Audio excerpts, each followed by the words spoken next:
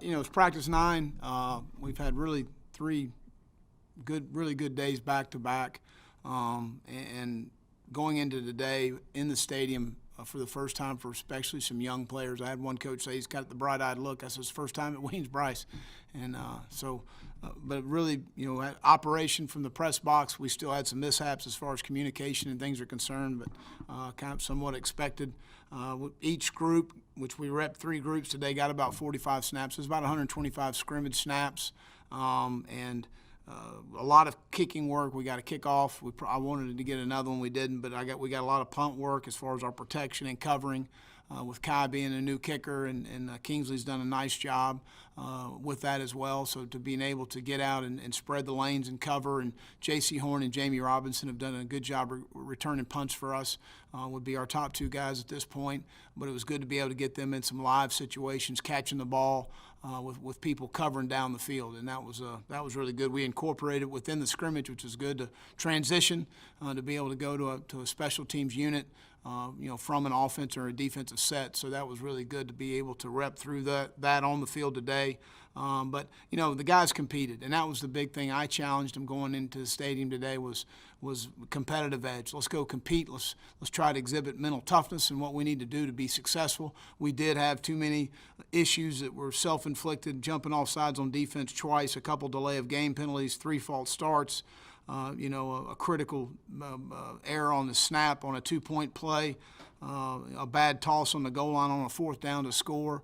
So again, some things that we need to correct, but I liked how our guys competed. I like how the guys went about it and got after each other. That was good on both sides of the ball, offense and defense, some good explosive plays, some really good stops on 3rd down defensively, played firm in the run game with our first group, and certainly not with our second or third group. Nowhere near where we need to be there. Got to continue to have guys come on. We got to continue to build depth on our football team, and going through this situation that we're going through. You never know who can be up or down within the week, and you've got to be able to have answers as coaches. So we'll go back and evaluate the tape and watch it, but the most pleasing thing for me was just how the guys went out and competed and played fast, and that was really what we challenged them going into our calendar moving forward. Our players will be off tomorrow. Unless they need to have treatment, which we've got a couple guys banged up here and nothing serious. We need to be able to get those guys back as soon as possible. I have canceled all football activities for our organization on Monday. We will have COVID testing Monday morning, and then we will go to campus. And as a team demonstration, obviously you've seen the video of the Jacob Blake situation in Wisconsin. It was a horrific situation. To a team demonstration supporting racial equality. And being totally against police brutality. And our leadership group came to me on that.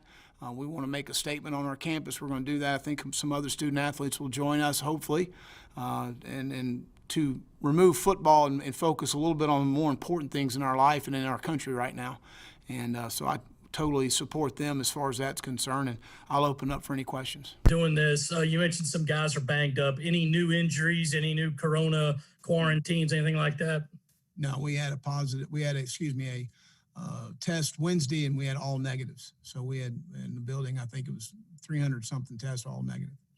And we've nothing normal of camp, an ankle or a little shoulder, nothing that's going to be extended of a guy out for a while.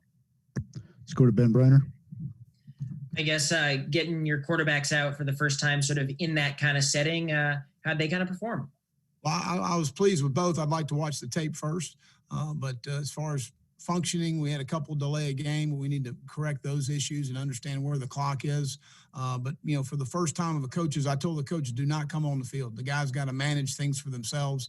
I thought we did some really good things. I thought both guys had really good command in the huddle of what we've got to do to be successful. I thought there were some explosive plays. I mean, offensively, when I think our defense was very good in our red zone period. In our 3rd down period. And then when we went to the move the ball period, the offense kind of took over the scrimmage, and a lot of our explosive plays. And really the offense, when they did stop themselves, it was because of some self-inflicted, issues from jumping off sides and false starts and things like that. So it was kind of a back and forth scrimmage, which was good. Gene. Hey, Will, what are the chances do you think that you could want to intentionally play both of your quarterbacks, in the first couple of games to just kind of see how it goes? Well, Gene, we're going to do what it takes to win. If it means playing both guys, it means playing Luke Doty at quarterback some. And we're going to do what it takes to win, and that's what we're committed to doing for our team. Let's go back to Ben. Will, I was going to ask, have you seen any separation on the receiver front from some of those second, third, and fourth guys, or is that still kind of a bit of a mix? A little bit of a mix. I mean, I think Josh Van was a player of the day. I want to say 2 practices ago, so that was pleased to see Josh come on for us. We need Josh. He made a couple plays today in our third down period. I know on a first down situation early in the scrimmage when we were in move the ball. So that is good to see. Xavier, Jalen Brooks, Shy. I mean, those are, you know, our top 3 guys. DeCaron's done some good things. We need Josh to continue to come on for us. Rico Powers has done some nice things. So that group has continued to come on and improving, in my opinion. Other questions for Coach, please use the raise hand function. David with the next one.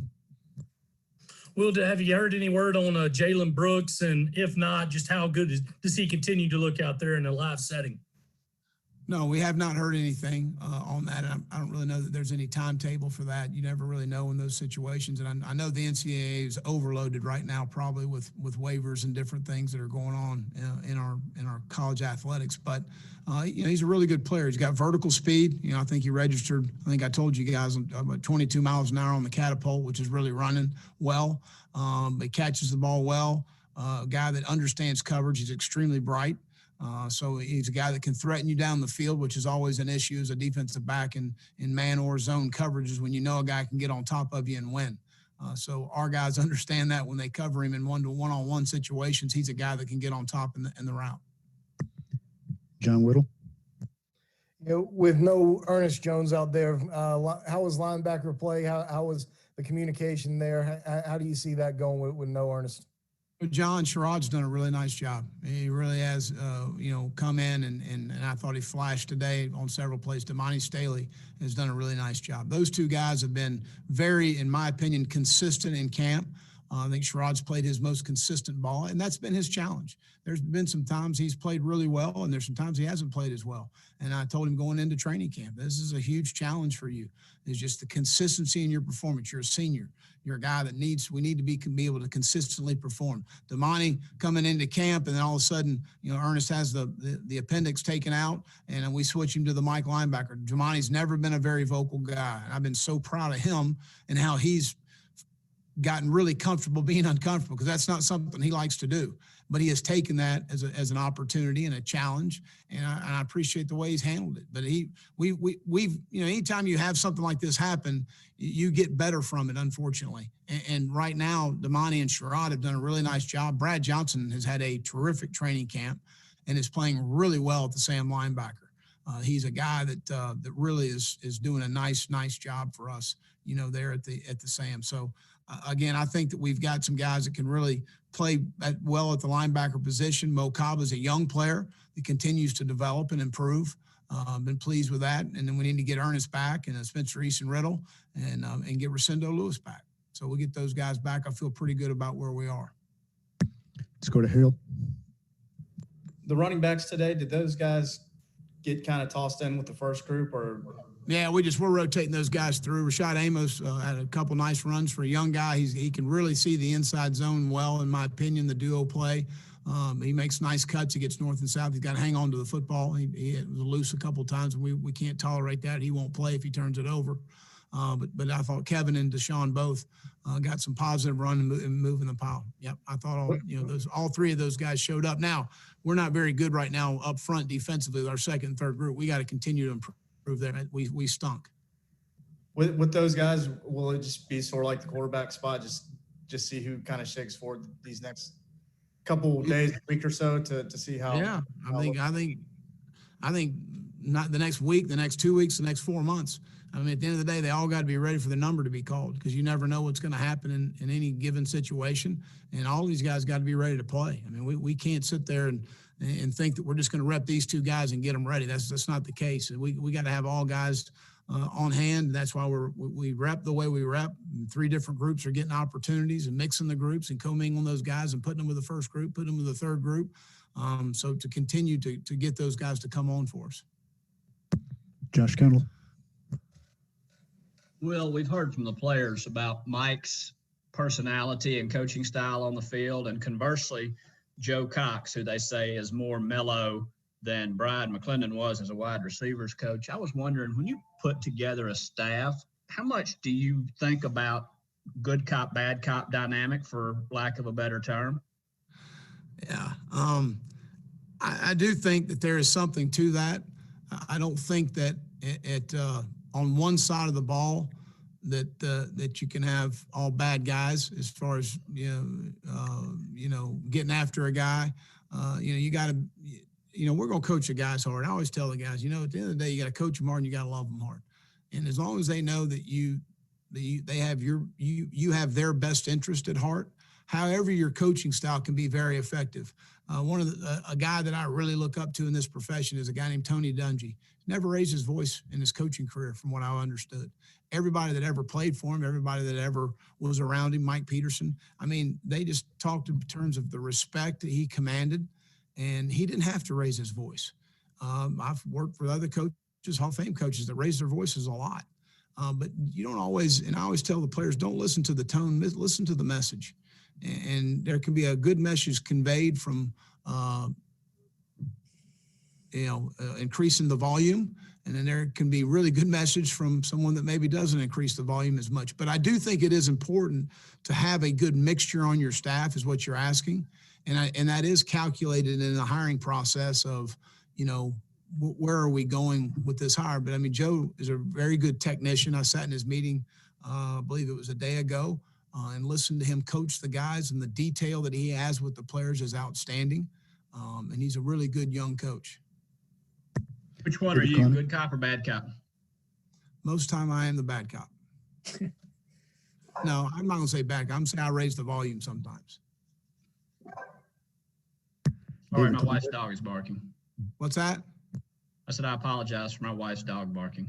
That's okay. We're seeing all kind of stuff during this time. David? Well, I mean, with Mike's really first chance to kind of show the offense in a scrimmage setting, how much did he show off? Were you pleased with the execution that they had and the kind of gimmicks and plays that he's going to install once the season gets here? I think, Mike is really big into matchups, and I think that's what he does a really good job of. So there's some change up, obviously day to day and then week to week as we've worked through camp, and there will be game to game. So it's all about identifying your playmakers, the guy you can depend on, and if you're not a dependable guy, you can't play the guy. So whether it's from an injury standpoint, from not taking care of the ball, from not understanding your assignments, and that's what scrimmages are great for, because the coaches are off the field. And you're not sitting there being able to line a guy up every other snap and tell him what to do, which there was some of that from the sideline today. I don't know how big our crowd is going to be on September 26th. I guess 20,000 people, and Gamecock Nation can be loud at 20,000 people, I think. So some of these guys need to learn where to line up. Phil's got a tea time, so let's let him ask the next question. Actually, I'm at the turn, so Will, you mentioned how many are you over? A bunch, believe me. You mentioned you're taking Monday off for a protest, and Coach Staley did a long thing yesterday. But there's a lot of evidence in the media coming out of Wisconsin that the police might not be in the wrong in this case. There's still a lot of work to be done. My question is, do you think it's proper to do this protesting being led by you and by Don and others around the country before the full story is told and we know if for sure the police officer was in the wrong? I mean, perhaps the victim had something to do with what happened in this case, based on the information that's coming out. All I can tell you is what I saw on video, and it wasn't right, in my opinion. It wasn't right in our players' opinion. I'm going to stand up for that. Gino? Hey, Will, you've talked, about your leadership regarding COVID, regarding social justice. I know you're really happy with the team leadership. Who are like the main guys that have kind of really stood out to you this summer with regard to that? Well, I think, we don't have many seniors on offense, so to speak. And I don't necessarily say it always has to be a senior, but Cedarius Hutcherson has been a guy that obviously has a very good leadership role. He's a very good player, and he's been around here for a long time. Kier Thomas, defensively, Jabari Ellis. Ernest Jones is a junior, but has been a really good leader for us. I mean, JC and Israel, both are guys that have a voice on this football team. And, you know, those would be the guys that jump off the bat. But, you know, at the end of the day, we don't have a lot of issues as far as our team is concerned. And I think a lot of that credit to those guys, but not just those guys, really our entire team. It just kind of, you know, I always talk in terms of ownership within the organization and ownership with your team. It's not my team, it's your team. And the good, really good teams, the championship teams I've been a part of, national championships, conference championships, teams that played for national championships, were teams there where the coaches were the stewards of the ship and the players really ran the team. And you didn't want the peer pressure on top of you as a player because it was important to you to not let down your teammate. And I think this group is starting to understand that a little bit more and holding guys accountable within the organization. And when guys make a mistake within the locker room, there's a lot of times it gets handled.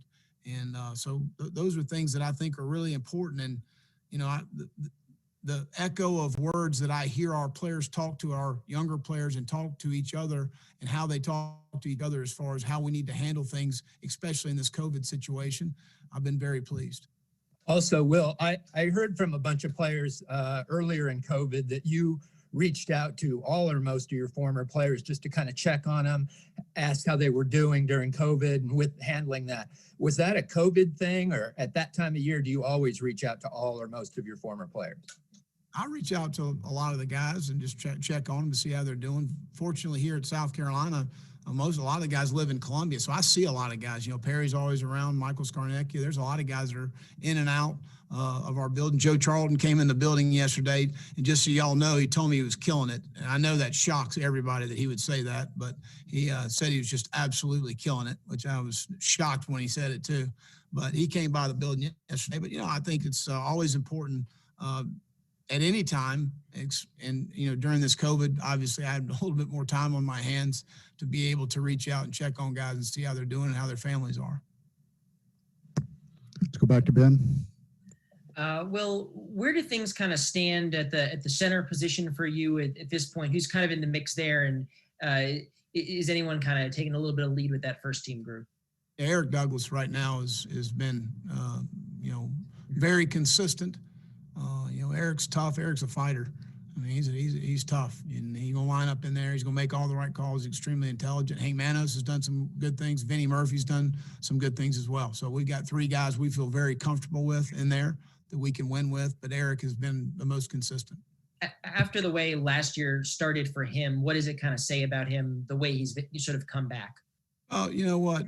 These young men all go through a lot, and it's not always what you see Sunday through Friday, what you guys see and what everybody sees, what happens on Saturday afternoon, and people have no idea what these young people go through. So, but Eric his mom and daddy are great people, a guy that just continued to fight, continued to hang in there.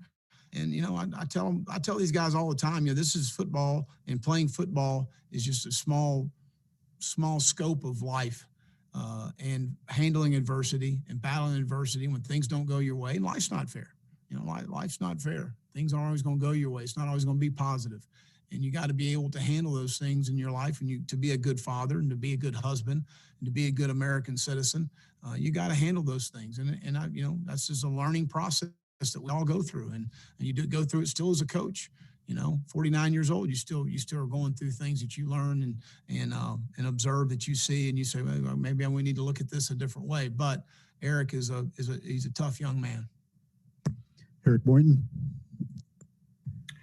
Yeah, Coach, I know a big part of your job is always as a coach is to help mold these young men off the field as well as on. But could you kind of describe just how much greater the challenges have been this year because of all the social unrest, the civil unrest, them being involved in protests this year? Kind of describe the challenges of being a coach this particular season. Well, there's no handbook for it. So that you got to, you know, my father used to always tell me, God gave you 2 ears and 1 mouth. You ought to listen twice as much as you talk. And that's what I've tried to do during this time, learning about the virus, number one, so I can at least educate our guys as best I can. And if I don't know, I tell them I don't know. Well, I'm gonna get you an answer, but I can't help you in this situation. So I think that's number one is being a really good listener. And I think listening to our players is really important right now. You know, it really, and not that it's not ever been before. I've always felt like I was a good listener, but I think now is a really important time to understand maybe how they view things as opposed to maybe how I view things. And I think it's important. I always ask players to, step in my shoes for a second. And it was funny. I had a player this spring say, "Step in my shoes for a second." And he said it in a good way. It wasn't, I mean, he was saying it in a positive way. And I said, "You're right." I said, "You're exactly right. You always tell me that. I'm going to tell you that." And so I think open dialogue, being a great listener, I think all of those things in order to be a really good, I always look at, my dad used to always say is coaching is teaching, and teaching is the ability to inspire learning. And I think that's what we're trying to do right now is learn more about each other and learn what we need to do in situations, continue to be tough, continue to coach football, but also be a good listener, and I think that's very important right now. Go back Safe to to say David. you've learned more about the young men on your roster this year than maybe any other in your career? What I would say, Eric, is I've had more time to spend time with our players, which that's what I enjoy doing. And I'm not saying this in a negative way, so don't anybody take it negative, but I didn't have to go speak at 900 places this spring. So I was able to get on the phone on a Thursday night and call 5 players and check on them and see how they're doing. So I was able to do a lot more of that than maybe I've done in the past. And I've always tried to do that. But I think that I've had more time in order to do that. Thank you. David. Will, a couple. First, how's Ortrey Smith looking? Is he kind of in the mix at one of those maybe 6 main receiver spots? Yeah, Ortrey is not been practicing a little bit. He's had a little bit of an issue, and we're dealing with that right now and working through that, but we expect him back. Is it that knee again? No. And President Kazan at least has started considering the plan that he might have to shut down the campus after a bunch of positive tests. If that were to happen, Will, how would it affect you guys in the program and how you go about your daily business? Well, I don't know that it would affect us at all as far as that's concerned. Just as going to virtual school totally is what you're talking about. So I don't know that would affect us at all. I know it would. Again, a lot of our guys don't necessarily like the virtual setting. They would rather be in a classroom situation. But again, we had a 3.6 cumulative GPA on our football team this past spring. And so I know our guys would understand they got to handle the situation. It's you got to adjust, adapt, and overcome. And, President Kazan's done a really good job through this whole pandemic and managing. And again, there's no handbook for him either as far as managing this whole thing on campus and trying to do the best job we can do to get back to some normalcy, the safest way for our students and our student athletes. Let's go to Ben. Will, how far along is Kevion Mullins in terms of his sort of transition to that tight end position? And what do you feel like you kind of have there behind Nick? Well, I think that, really we got good competition at the position. And, tight end is a difficult position to play and learn because you have to be involved in the run game and understand all run game and being able to block 3 down, 4 down, bear, whatever the case may be, understand protections because you're going to be involved in protections. And then you got to understand the route concepts. So it's not just a standpoint of being a receiver and understand the route concepts, the hots and the things that are built in the perimeter blocking game, which is pretty simple. So you've got a lot on your plate, but he is a threat in the middle of the field. He can stretch the field vertically. He runs extremely well. He's a guy that's going to be a huge contributor on special teams for us. I'd like to watch the film to see how he did today, but I think he's transitioned pretty well and certainly is a threat in the receiving game. And right now, as far as tight ends are concerned, if you look across pro football, college football, whatever, it's about just tying somebody up. Let's have a tie, and a tie, the offense wins, and that's kind of where we are. Phil Kornbluth. Yeah, well, has Ortrey practiced at all? And if you were playing today, who would run out first team with your wide receivers? Well, no, yeah, he has practiced. He has been practicing. He hasn't practiced the last couple of days. But, right now I would, say, depending on what happens with Jalen's waiver situation, but Shai and Xavier and Jalen would probably be our top 3. And I think Rico would be in that combination. Knowing the number of practices we have before our first game, obviously is going to help him. You know, DeCarrion will be in that fold, and Luke Doty will be in that fold as far as that's concerned. And John Del Bianco. Hey, Will, how's the punter competition going, and how have your punt returners done when facing Kai Kroger and his left leg? I know you mentioned earlier in camp how, you know, the ball comes off his leg different when he's a lefty. It's a different rotation, but Kai's kicked the ball well. He just needs to be a little bit more consistent in how he's kicking it. But Kingsley's kicked the ball well, but Kai's been, you know, probably the more, you know, guy that's can flip the field for us the best. And then JC and Jamie both have done a nice job catching and fielding kicks. We chart that every day. And then both guys can give us some things in the return game, we believe. Any other questions for Coach? Good? Everybody good?